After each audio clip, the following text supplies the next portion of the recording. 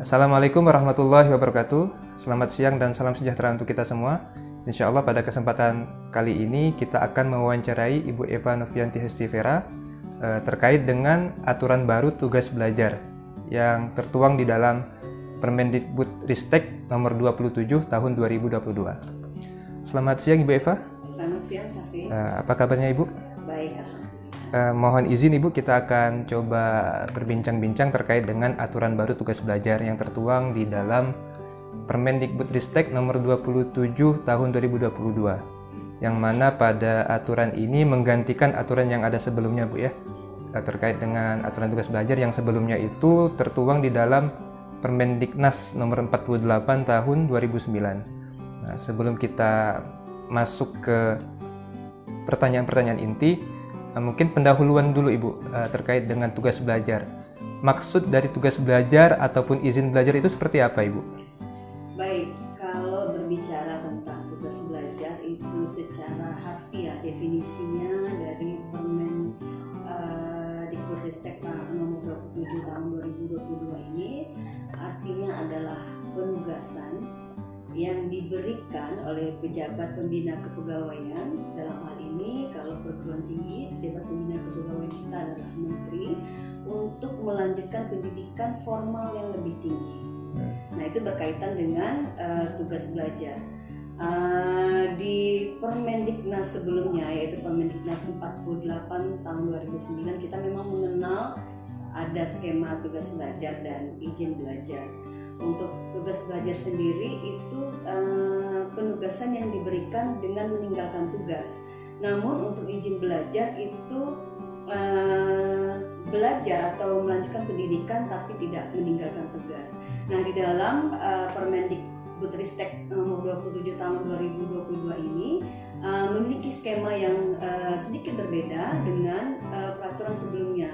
Jadi kalau bisa saya jelaskan secara rinci, untuk tugas belajar dalam peraturan yang terbaru ini memiliki 4 skema, yaitu tugas belajar, meninggalkan tugas, kemudian skema yang kedua itu adalah tugas belajar tidak meninggalkan tugas, kemudian ada skema yaitu tugas belajar dengan biaya sendiri atau biaya mandiri yang meninggalkan tugas dan tidak meninggalkan tugas. Itu mungkin definisi dari tugas belajar menurut Permendikbudristek nomor 27 tahun 2022 ini. Jadi ada perubahan Bu ya, yang sebelumnya itu ada izin belajar tapi sekarang tidak ada lagi Bu ya? Tidak ada lagi, sudah berganti skema. Itu menjadi salah satu perubahan dari aturan yang baru sekarang Bu. Betul. Selain itu apakah ada lagi perubahan yang lain Ibu? Untuk perubahan sendiri ini lumayan ada beberapa poin mendasar seperti tadi yang sudah saya sampaikan di depan, bahwa ada perubahan skema yang dulunya ada izin belajar sekarang menjadi tugas belajar semua, tapi dengan beberapa skema tadi. Kemudian untuk perencanaan kebutuhan tugas belajar ini harus direncanakan terlebih dahulu. Jadi sudah direncanakan dari unit kerja di bawah, yaitu katakanlah di sini fakultas sudah merencanakan PNS-PNS-nya yang masuk untuk kebutuhan tugas belajar. Kemudian usul tersebut harus disampaikan ke kementerian untuk mendapatkan persetujuan dari Menpan. Baru setelah mendapat persetujuan itu boleh dilaksanakan tugas belajar. Tapi memang ini akan berlaku efektif di tahun 2023. Kemudian perubahan lain itu lamanya studi. Kalau di Permendiknas sebelumnya lamanya studi untuk S3 itu sebagai salah satu contoh adalah 3 tahun, kemudian diberikan perpanjangan selama setahun. Tetapi dengan adanya peraturan yang baru ini mengikuti masa normatif studi di prodi yang dituju. Nah, ini bisa kita lihat di LOE atau surat panggilan kelulusan dari si calon pegawai pelajar ini ketika dinyatakan lulus di tempat studinya. Kemudian perubahan lain pada batas usia. Kalau dulu itu dibatasi untuk ke jenjang S1 itu usia berapa tahun, kemudian S2 itu berapa tahun usia maksimal, kemudian di S3 itu juga ada minimalnya 37 tahun, tetapi dengan ketentuan baru ini sudah tidak ada lagi batas usia seperti itu, tetapi dengan batas usianya adalah 3 kali normatif untuk mencapai usia pensiun. Jadi masih diperkenankan misalnya studinya itu mencapai 5 tahun, jadi 3 dikali 5 itu menjadi 15 tahun. Jadi sebelum usia kita pensiun 15 tahun ke depan itu kita masih bisa melanjutkan studi. Kemudian wajib ikatan dinas, baik itu yang meninggalkan tugas maupun tidak meninggalkan tugas tetap diberikan.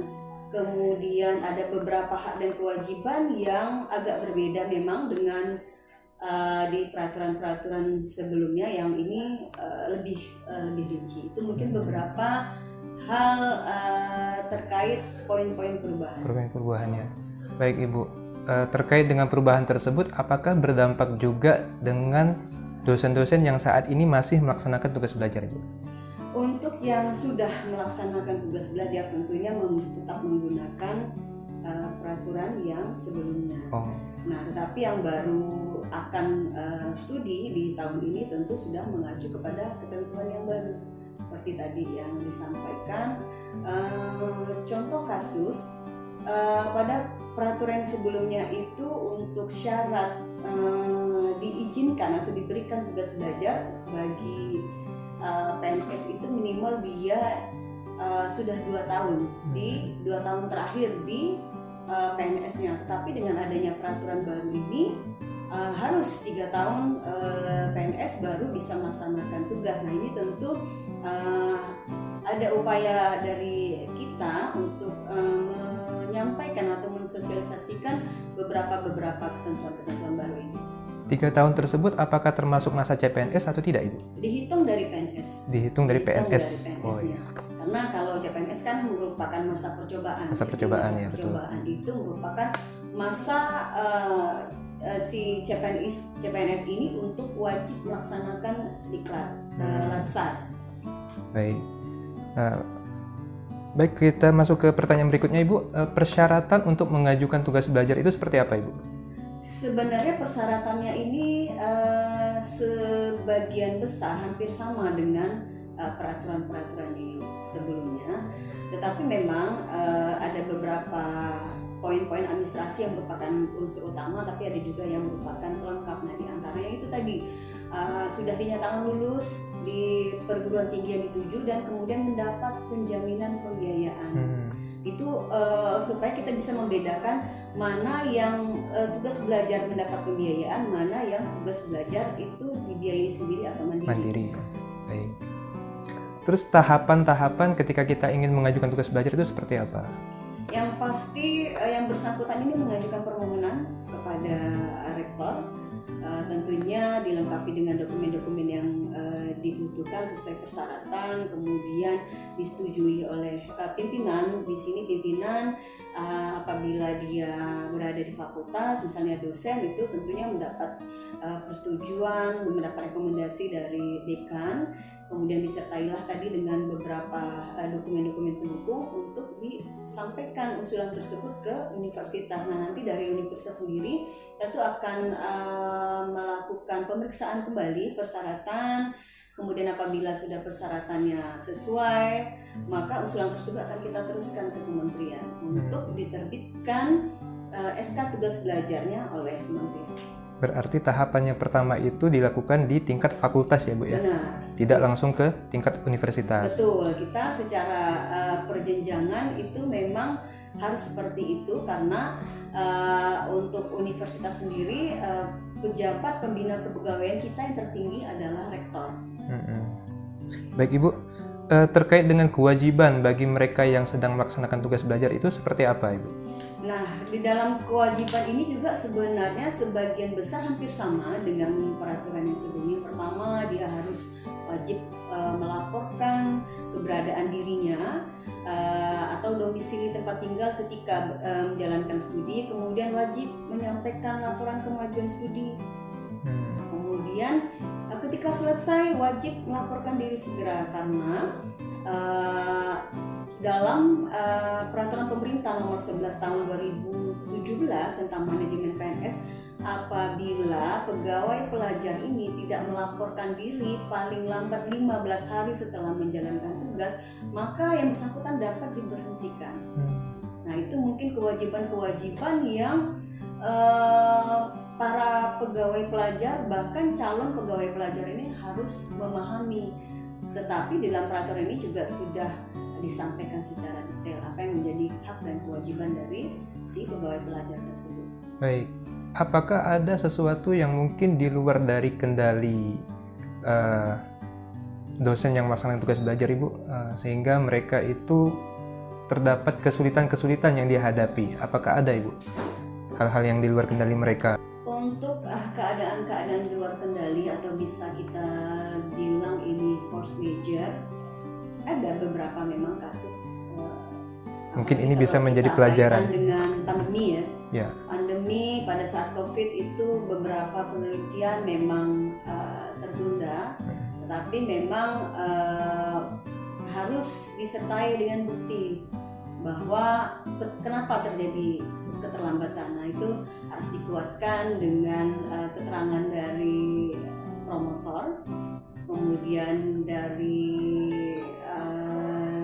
ketua jurusan atau prodi atau dekan di tempat melaksanakan studi bahwa memang terjadi hambatan-hambatan di luar kuasa yang bersangkutan. Nah, itu selain itu juga kondisi kesehatan. Kondisi kesehatan baik fisik dan mental itu juga ada beberapa kasus seperti itu, tetapi memang harus disertai dengan dokumen atau bukti laporan yang jelas.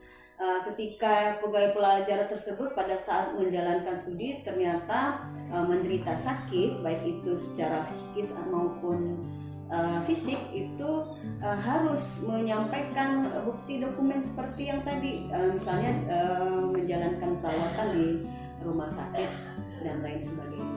Artinya semuanya itu harus tetap dikomunikasikan, Bu, ya? Benar, dan harus ada bukti pendukung. Nah, artinya memang membuktikan bahwa pada saat itu terjadi memang hal-hal tersebut nyata dan ada bukti dokumennya. Jadi apapun yang terjadi tetap harus dikomunikasikan dan disertai dengan bukti pendukung. Baik. Karena kan dari kewajiban itu juga sudah nampak ya, harus menyampaikan laporan kemajuan studi. Jadi kalau itu secara rutin, secara berkala disampaikan, tentu pimpinan dalam hal ini yang menugaskan dapat melihat, dapat memonitoring serta mengevaluasi. Baik. Jika seorang dosen itu sudah selesai melaksanakan tugas belajar, itu tidak langsung serta-merta bisa menggunakan gelar.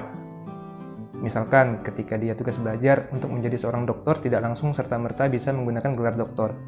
Jadi apa yang harus dilakukan selanjutnya, Ibu, setelah mereka selesai? Baik, dosen ini merupakan jabatan fungsional. Jabatan fungsional itu dalam peningkatan karir yang berkaitan dengan kenaikan jabatan maupun kenaikan pangkat menggunakan angka kredit. Sudah barang tentu untuk menggunakan ijazah ini bisa dilakukan pada saat penilaian angka kredit, karena pendidikan dengan bukti dokumen berupa ijazah ini tentunya harus disertai juga dengan surat keputusan tentang tugas belajar. Itu bisa menjadi poin atau kredit dalam pengusulan atau penilaian angka kredit.